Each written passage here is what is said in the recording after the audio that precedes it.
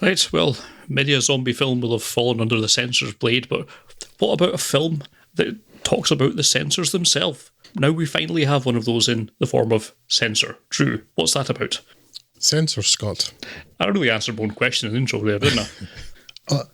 It's been a while since we had an entry into our occasional series, Drew Tries Horror Again. A series which perhaps ought to carry the subtitle, Jesus, Will He Never Learn? Still, this film, Censor, wasn't directed by Ari Aster, the party responsible for the last two entries in this strand on the podcast. It looked interesting at least, and I liked the poster, which was original, played on the film's concept, and, well, didn't look like one of the 6 styles that all other posters have. Something that's probably illegal now, come to think of it. And sometimes that flash of creativity can be enough to hook me. You know what I liked about this film? I saw the running time, and it was 80 minutes, and I thought, yes.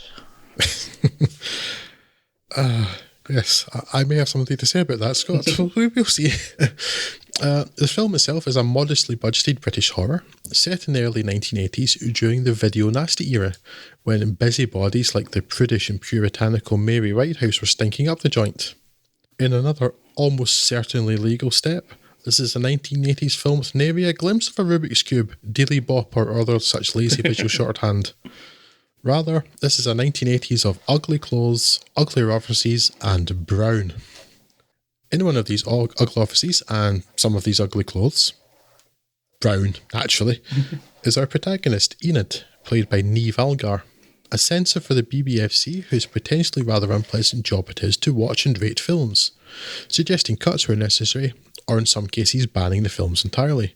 Her boss at the BBFC seems very cosy with the producer of some video nasties, Michael Smiley's Doug Smart, and soon Enid is personally selected to watch and rate some of the films resubmitted for classification by Smart.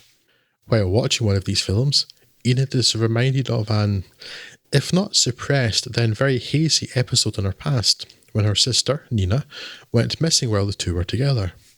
Nina was never seen again, but her parents have just obtained a death certificate in the hopes of allowing everyone, in particular Enid, to move on.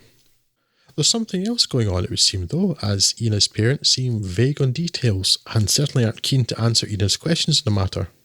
Prone, it seems, to obsessive behaviour, Enid starts to become preoccupied with her sister, even more so when she convinces herself that an actress in another of the director's films is in fact Nina. Enid then tries to find this actress and begins by visiting the producer, Doug, at his house late one night. This meeting does not end well, at least for Enid's mind, and Enid's mind's where we spend the remainder of the film, as her reality dissolves and becomes mixed with the video nasties. I didn't expect this to be scary, and beyond one entirely unwelcome and ineffectual orchestral stab, it doesn't try, but I was hoping for unsettling, creepy or disturbing. But nope, nothing doing, it's just really, really boring. It's certainly not without merit, as there are moments here and there of flair, including some simply but very effectively lit scenes that recall some of the nasties of the time, as well as more widely non-horror titles like Suspiria, and actually a really, really effective suggestion of unseen goriness through the means of the bottom of the cone of light from a projector turning red.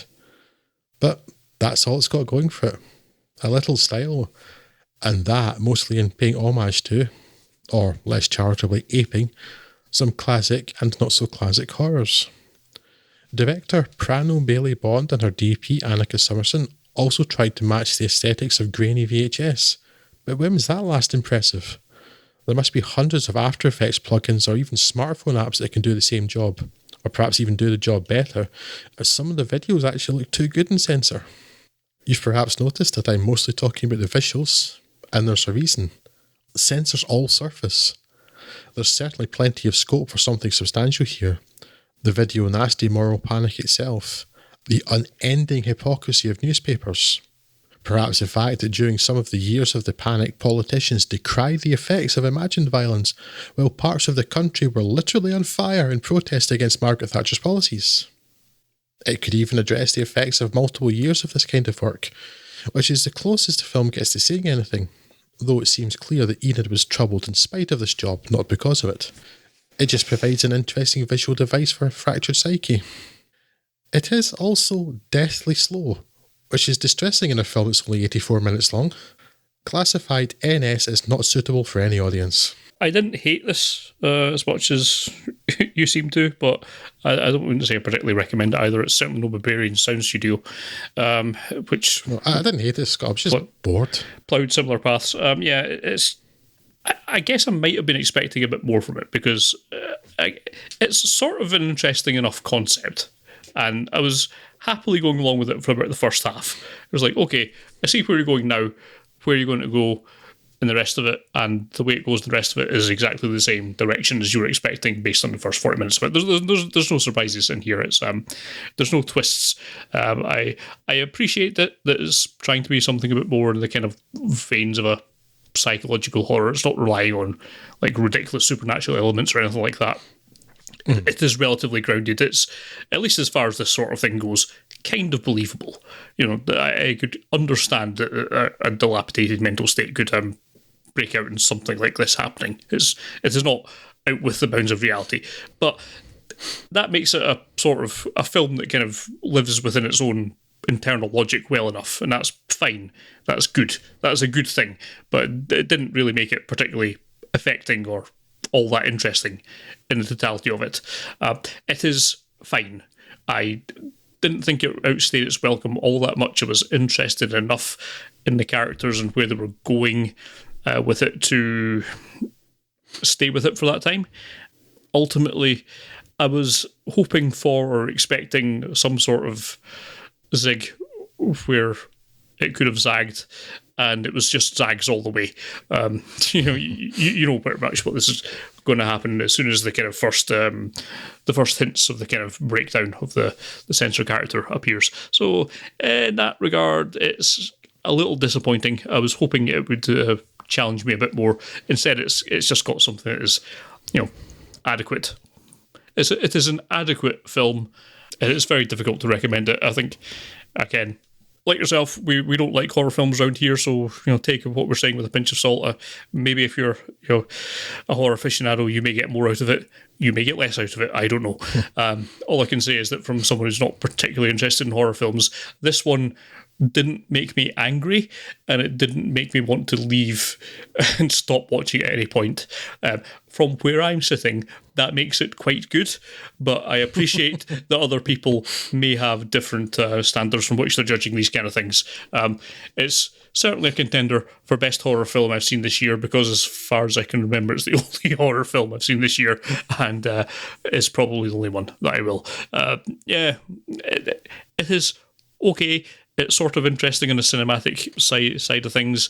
If you're I guess particularly if you're either a horror fan or you just remember the kind of whole video nasty debates, if you like, which I guess we were kind of at the tail end of. I don't really remember. I knew this stuff happening conceptually, but I certainly never watched any of these films when I was growing up, and by the time I was kind of culturally aware enough to be an active participant in these kind of things, we'd already got past it. We were at the point where we were taking the piss out of this period of time, hence the Bailey White House experience and this kind of thing of being a comedy troops. So I suppose that means if you're 50-ish, then maybe this will evoke some kind of period of nostalgia for you for this kind of time. If you were a horror fan and you were going through these kind of looking for under the table copies of films and these kind of things, it's an interesting era to kind of think about. But particularly in this age where basically anything you want is a web search away.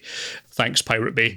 So obviously a very different time, and it kind of evokes those feelings in some way, although I suspect the director is much younger than we are, so quite where those feelings of nostalgia are coming from, I'm not sure. But yeah, an interesting period, an interesting setting, a sort of an interesting concept, but ultimately it's not kind of resulted in a particularly interesting film.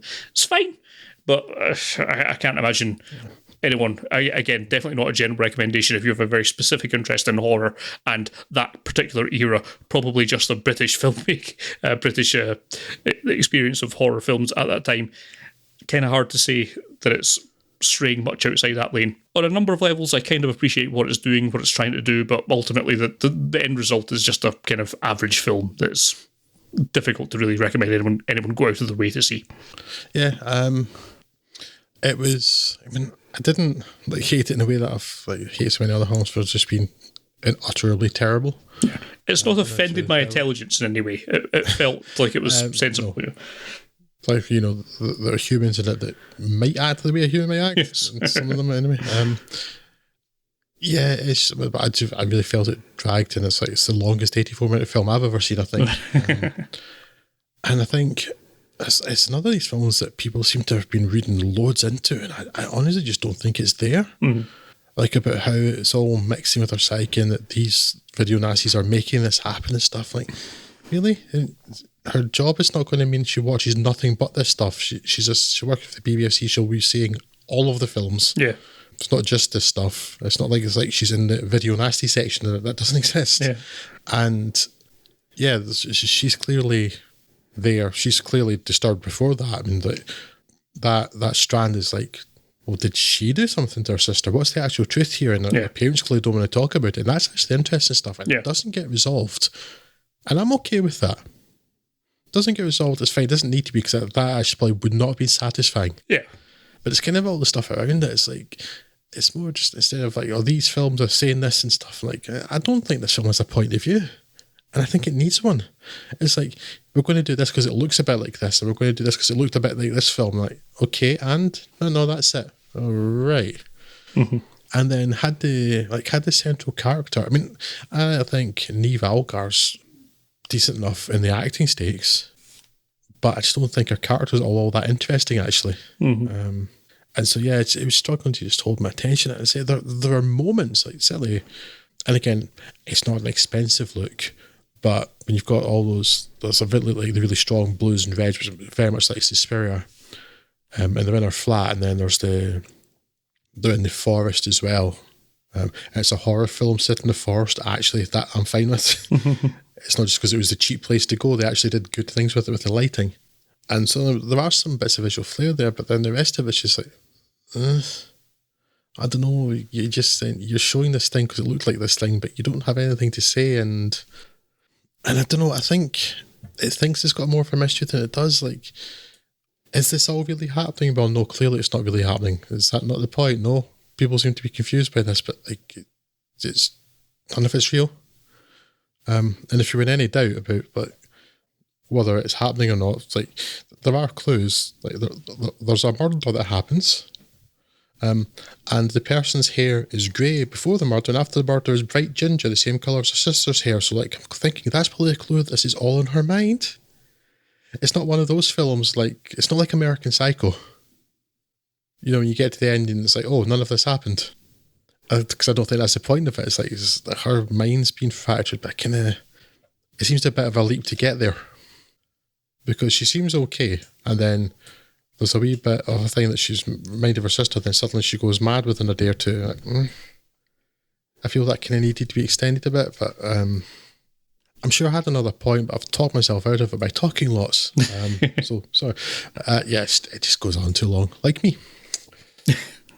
But yeah, for such a short film, that's a weird thing. Yeah, so I was intrigued by this. I thought, here's one that's a bit different. And I guess, like, I'm not angry at stupidity. It's not Midsummer or Hereditary. Toni Collette's really good in Hereditary. Have you seen Hereditary? Yeah, I just wouldn't recommend it, though. I don't think it's interesting enough. Oh, there was actually just one thing I thought was quite interesting. One of the executive producers is Kim Newman. All right, so yeah. So that seemed very appropriate. Yeah. This director's a bit young for this, but the Kim Newman being involved, yeah, that makes a lot of sense. He's definitely the go-to person for this kind of thing, isn't he? Yeah.